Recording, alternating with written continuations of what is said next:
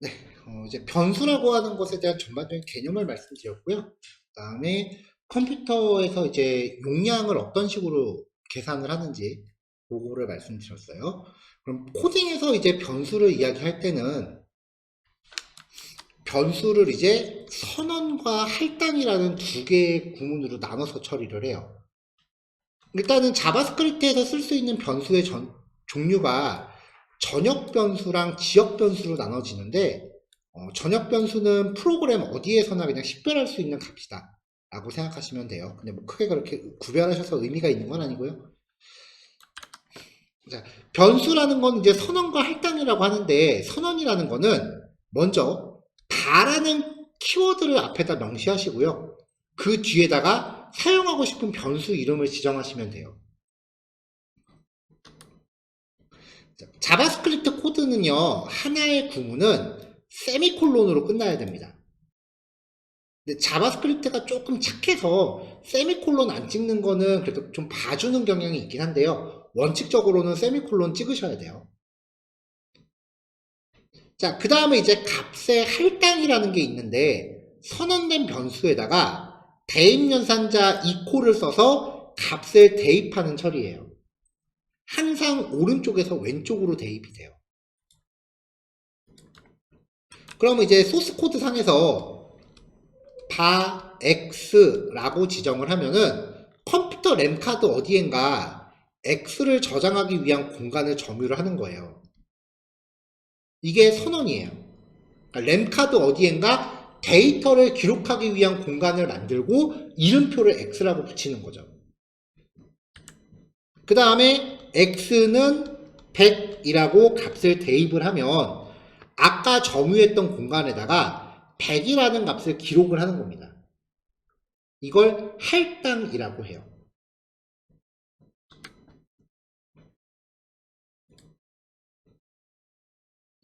선언과 할당을 이런 식으로 이제 한 줄에 붙여서 사용할 수 있습니다. 자바스크립트에서 쓰이는 변수의 가장 대표적인 케이스가 뭐냐면은 우리가 인풋 태그에 키보드로 입력하는 값들 있죠. 네, 그런 것들이에요. 자, 한 번 값이 할당된 변수는 다른 값으로 새롭게 바꿀 수 있습니다.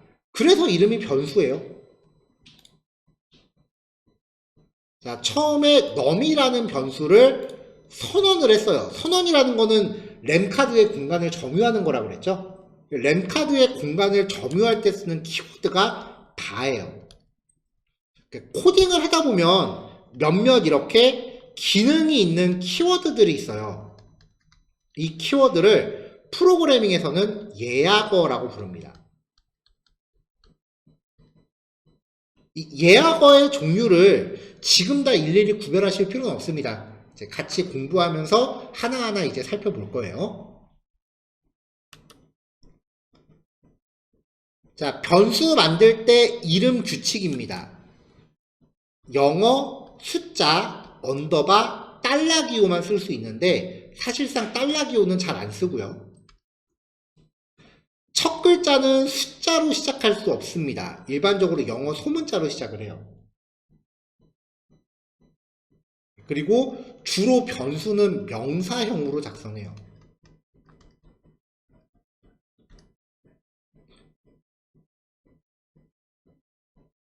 이 규칙을 접목을 한 상태에서 여러분들이 알고 계신 영어 단어를 총동원해서 말을 만드시면 돼요. 그러다 보면 이제 그 합성어를 만들게 될 경우가 있는데 두 개 이상의 단어를 결합할 때는 방법이 두 가지가 있습니다. 첫 번째는 띄어쓰기가 필요한 위치에서 언더바를 쓰시는 경우예요. 이거를 스네이크 표기법이라고 부르고요. 길게 늘어뜨렸다라고 해서 스네이크 표기법이라고 부르고요. 또 하나의 방법은 띄어쓰기가 필요한 위치의 첫 글자를 대문자로 바꿔서 표기하는 겁니다. 얘는 낙타 등처럼 생겼다라고 해서 카멜 표기법이라고 부릅니다. 사실 어떤 방식을 쓰는지는 자기 마음이거든요. 정해진 거 없어요. 근데 자바스크립트에서는 꽤 많은 개발자들이 카멜 표기법을 주로 사용을 하고요. 그리고 만약에 여러분들이 이제 일하시게 될 회사에서 공통적으로 어떤 방식의 표기법만 쓰도록 하자라고 회사 차원에서 미리 정해놨다면은 그 표기법을 따르셔야 돼요.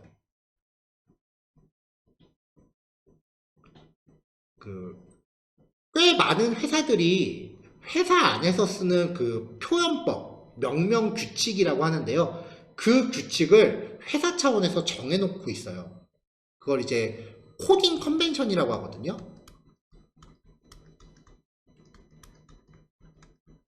예를 들어서 이름 들면 알만한 회사들은 자기네 회사에서 쓰는 코딩 컨벤션을 문서화해서 공개하기도 합니다. 자, 이제 우리가 CSS 진도가 끝났으니까요.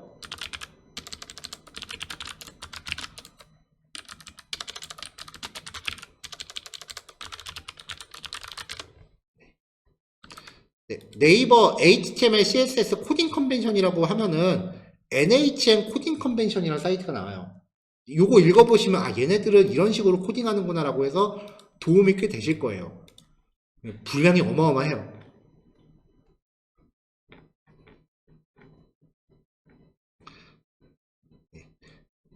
대충 보면은 HTML 태그에 대한 작성 규칙, CSS 코드 작성 규칙, 심지어는 들여쓰기와 띄어쓰기 어떻게 하는지까지도 규칙을 정해놓고 있어요. 그러니까 코딩 처음에 할 때 들여쓰기라든지 줄바꿈이라든지 그런 거 크게 신경을 안 쓰시는 경우가 많은데 회사 들어가면 이런 거 다 신경을 써야 돼요. 보면은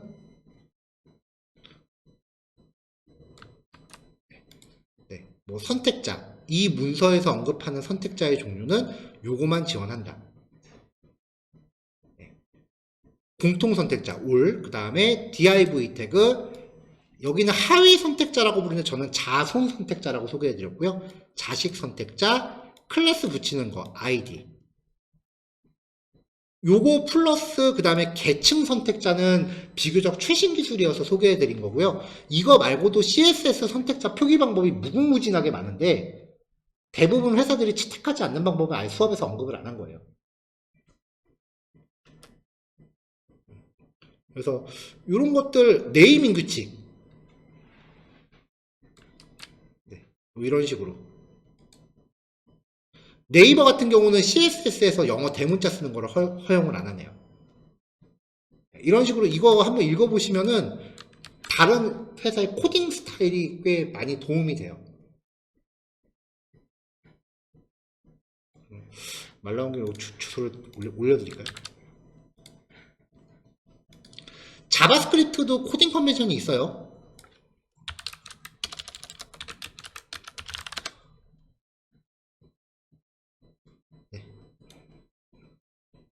네, 뭐 여기 있네요.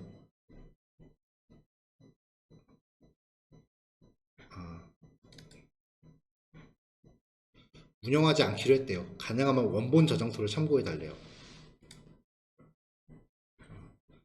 네이버도 원래는 에어비앤비 거 참고해서 쓰고 있었나봐요. 에어비앤비 게 작성 규칙이 좀 유명해요.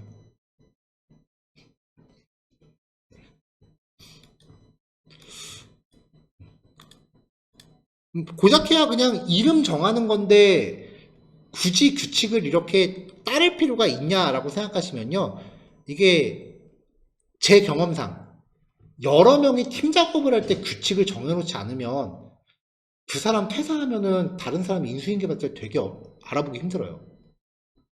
그러면 퇴사하시고 나서 거의 한두 달 동안은 전화 되게 많이 올 거예요. 별로 그렇게 달가운 상황이 아니잖아요. 퇴사한 회사에서 전화 오는 거. 그러면 이제 코딩 규칙 잘 지키시면은 누가 봐도 명확하게 알아볼 수 있다는 거죠.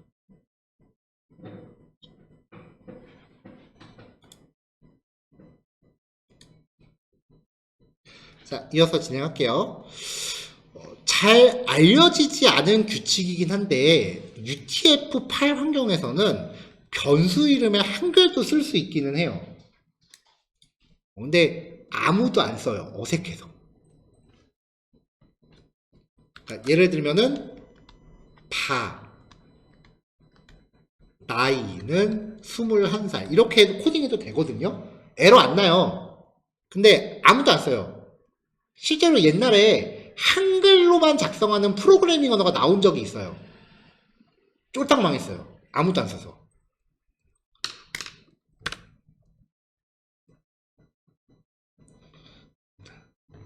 자, 이 바라는 키워드는요, 옛날 ES5 시절에 쓰던 기능입니다. 그래서 바 키워드를 사용하는 변수는요,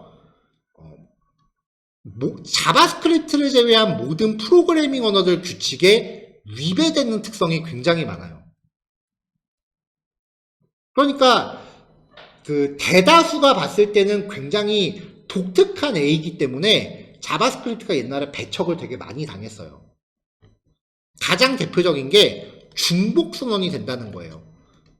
바 A라고 선언해 놓고 조금 있다가 바 A라고 또 선언해도 에러가 안 나요. 그 다음에 나중에 공부할 변수의 스코프라는 개념도 있는데 그 개념도 완전 무시해요. 그래서 이 바 키워드는 안 쓰시는 게 좋아요. 웬만하면.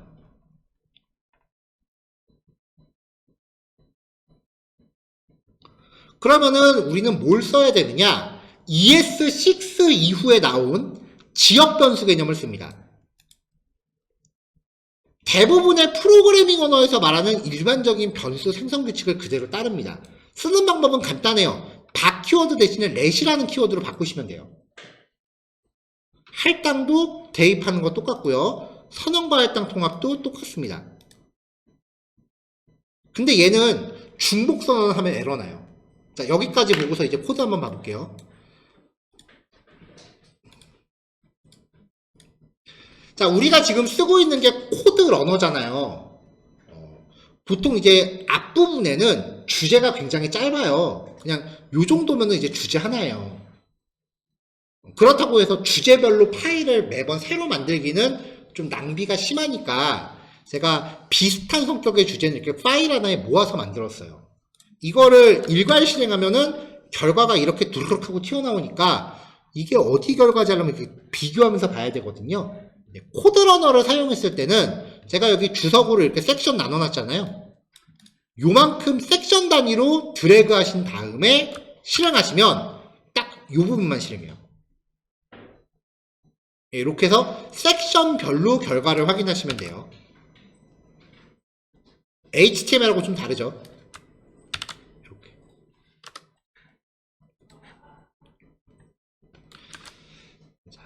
자, 변수의 성문이고요. 할당입니다. 요거는 그냥 바라는 키워드의 기능은 소개해드리지만 얘는 웬만하면 쓰시지 마세요. 수업 예제들만 보더라도 가끔 중간에 바라는 키워드가 튀어나올 때가 있어요. 근데 그건 제가 옛날 사람이라 그래요. 아직까지 습관을 못 버리고 있는 거예요.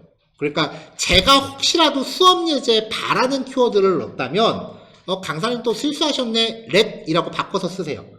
작동하는 데는 전혀 차이가 없지만 옛날 거예요.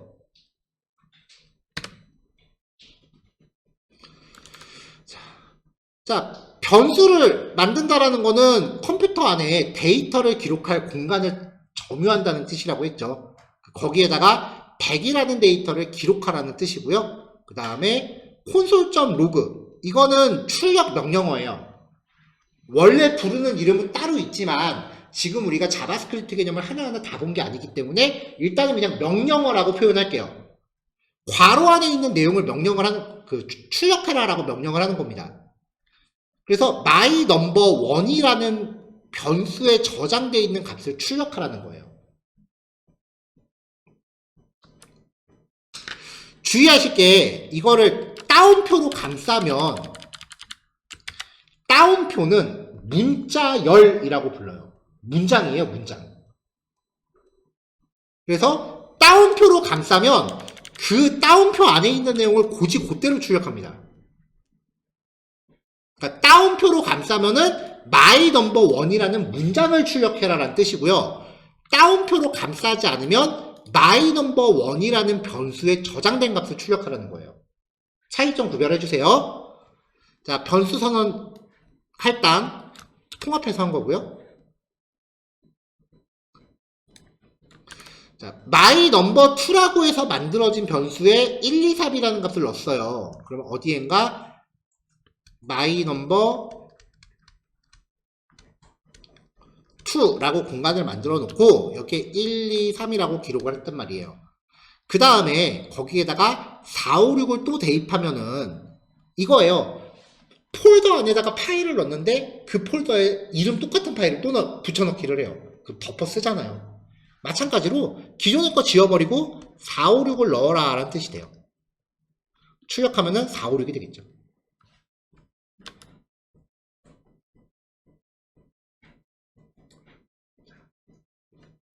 자, 지금 여기 보시면 my number 3라고 해서 선언을 했고 값을 넣었어요. 출력했죠. 그 다음에 똑같은 변수를 또 선언하면 지금 여기에서는 아무런 문제가 안 나요. 전체 실행 한번 해보면 아무 문제 없이 실행이 돼요. 이게 지금 이상하다는 거예요. 원칙적으로 프로그래밍 언어는요, 한 번 선언한 변수는 재선언이 불가능한 게 원칙인데 자바스크립트의 전역 변수는 재선언이 가능해요. 그래서 바키워드의 사용은 권장하지 않습니다. 그럼 지역 변수 보죠. 키워드만 let으로 바꾼 거예요. 자, 똑같이 선언하고 할당해서 출력합니다. 그럼 여기까지 실행하면 100 나오죠? 자, 그 다음에 my number 2에다가 선언과 할당 통합해서 실행하면 100, 200 나올 거예요. 자, 요 섹션을 한꺼번에 보면 my number 3라는 변수를 선언하고 1을 할당했어요. 밑에 보면 똑같은 변수 또 선언해서 할당했죠. 그럼 벌써 비주얼 스튜디오 코드가 이거 잘못됐어요 라고 빨간색으로 밑줄 쳐줍니다. 이게 우리가 아까 익스텐션으로 설치한 ESLint라는 애의 기능이에요. 잘못된 코드를 잡아주는 기능이에요. 자, 그래서 이 상태에서 실행을 하면 전체 실행을 해볼게요. 왜냐면은 이 부분만 드래그해서 실행하면 문제될 게 없어요. 여기만 실행하니까 다른 부분을 인식을 안 하거든요. 전체를 실행하면은 자, 이렇게 문제가 생겨요. 자, my number 3에다가 2를 집어넣은 부분이 문제다. 자, 02 지역변수.js의 17번째 줄이 문제다라는 뜻이에요. 자, identifier my number 3 has already been declared here. 그러니까 my number 3라는 값이 이미 정의가 돼 있대요. 신텍스라고 하는 게 문법을 뜻해요. 그래서 신텍스 에러라고 작성 표시가 되면은 내가 뭔가 자바스크립트의 작성 규칙을 준수하지 않았다는 뜻이 돼요. 그리고 어디에서 그 작성 규칙을 지키지 않았는가, 그리고 왜 이게 작성 규칙에 위배되는가에 대한 내용입니다. HTML하고 CSS는 어디가 잘못돼도 어디가 잘못됐다고 안 알려줘요. 근데 자바스크립트는 어딘가 잘못됐으면 그거 잘못됐다고 알려줘요. 그래서 이 자바스크립트 공부하실 때 중간중간에 에러를 되게 많이 만나실 거예요. 분명히 제가 잘 작동하는 코드를 이렇게 드리지만 이렇게 코드를 드리지만 이거를 이렇게 스크린샷으로 드리는 이유가 꽤 많은 분들이 원본 코드 들으니까 복사 붙여넣기 하신 다음에 그냥 끝내시더라고요. 근데 그러면 절대 자기 실력이 아니에요. 왜냐면은 이거 그냥 눈으로 보면 읽을 수 있는데 막상 손으로 타이핑해보면은 오타 되게 많이 나요. 그래서 한 번은 그래도 직접 쳐보십시오라는 뜻에서 이렇게 스크린샷으로 드리는 건데 초반에는 저렇게 문제가 생기면은 틀린 그림 찾기 하실 거예요. 어디가 잘못됐는지 계속 육안으로 비교하시겠죠.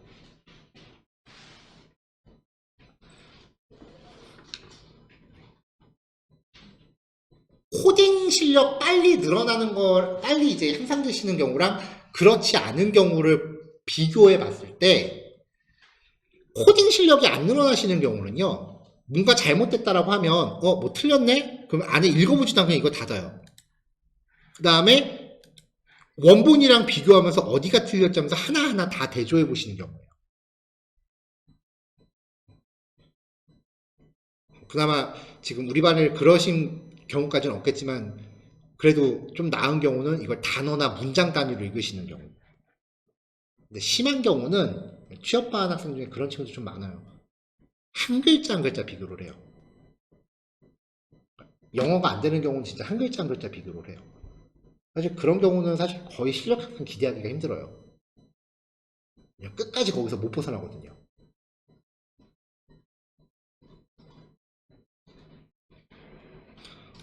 제가 요거를 드리는 목적 자체가 이렇게 해서 왼쪽에서 코딩하고 오른쪽에 열어놓고 보세요 이런 의도로 드린 거예요. 근데 만약에 이게 실행이 됐을 때 이번 파일이죠. 자, 실행을 했을 때 이렇게 문제점이 나왔다라고 하면 이 문제점 같은 경우는 일부러 만들기는 되게 어려워요. 일부러 틀리기가 쉽지가 않아요. 그래서 에러가 나면은 사실 그거보다 좋은 공부 기회가 없거든요. 이거를 어디엔가 이렇게 드래그해서 복사를 하시건 스크린샷을 뜨시건 기록을 남기세요. 그래서 이런 에러가 나왔는데 이때 내가 이렇게 코딩을 했다.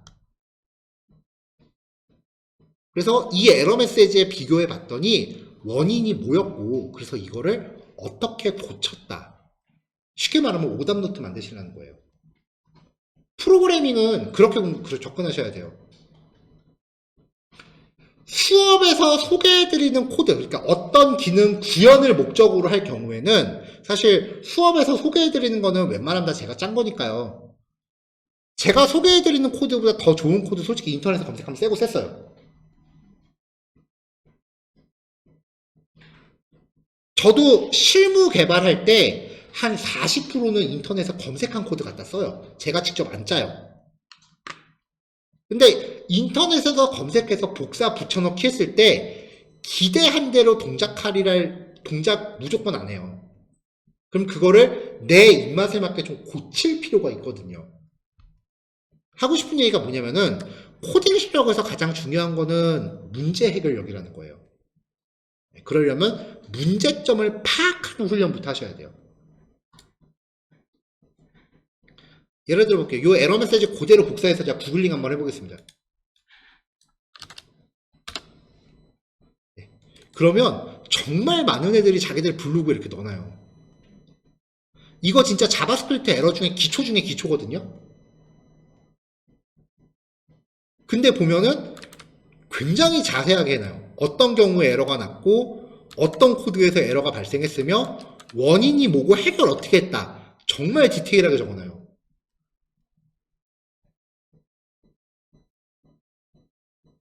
이 기본적인 에러 갖다가 나 이거 고칠 줄 안다라고 누군가한테 자랑하려고 블로깅을 하는 건 아니에요. 자기들이 공부하려고 하는 거예요. 그리고 개발자가 이제 취업 준비를 할 때 보통 작속에서보다 더 중요하게 보는 지표가 두 가지가 있어요. 첫 번째는 깃허브라고 하는 사이트예요. 그거는 우리 거의 리액트 끝날 때쯤에 소개해 드릴 거예요. 두 번째는 블로그예요. 그러니까 어떤 히스토리로 공부했는가에 대한 내용을 다 기록을 남기는 거예요. 그 두 가지를 통해서 이 사람이 공부한 히스토리가 뭐뭐뭐구나 라는 거를 보통 평가를 해요. 자기소개서는 진짜 대기업이 아니면 거의 안 볼걸요. 요즘 이제 취업 준비하는 친구들 뭐 자기소개서 쓰는데 진짜 되게 화려하게 많이 쓰는데 어차피 그거 읽는 애들도 공돌이에요. 문장력 별로 안 좋아요. 명문을 쓰실 필요가 없거든요.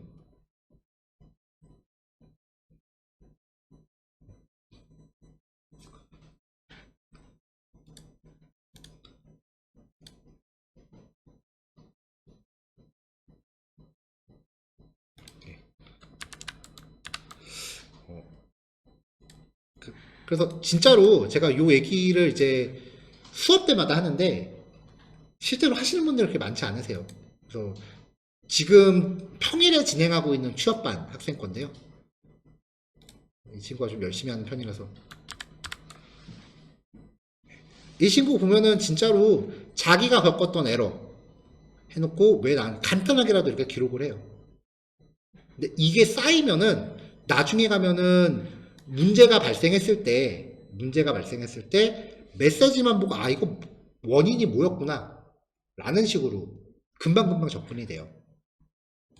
그러니까 이게 어떤 느낌이냐면은 병원 같은 데서 의사들이 환자 케이스 많이 보잖아요. 그거랑 비슷한 느낌이에요. 좀 귀찮으실 수도 있는데 효과는 확실합니다.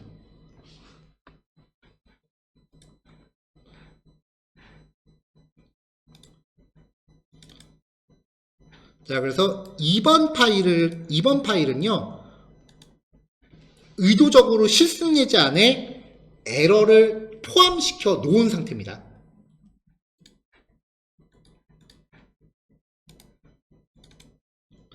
자, 그 다음 이제 상수라고 하는 개념인데요. 최초로 값을 할당한 이후에 값을 변경할 수 없는 형태입니다. 그래서 보통 읽기 전용이라고 표현을 해요. 출력은 가능한데 값을 고치지는 못하는 형태예요. 얘는 콘스트라는 키워드를 많이 쓰고요. 선언과 동시에 값이 동시에 할당돼야 돼요. 보통 대문자만으로 구성된 스네이크 표기법을 쓰는 게 일반적이긴 한데 뭐 절대적인 건 아니고요. 그래서 상수 같은 경우는 이렇게 선언과 동시에 값을 할당을 해요. 그래서 이것만 실행하면은 별 문제가 없는데 나중에 값을 이렇게 바꾸려고 들면은 그 위치에서 에러가 납니다. 대체로 콘스트 키워드는 나중에 HTML 태그를 자바스크립트로 끌고 들어와야 돼요. 그러니까 HTML 태그 하나하나가 자바스크립트의 변수가 돼요. 그렇게 HTML을 자바스크립트로 끌고 들어왔을 때 상수 형태로 많이 만들어요.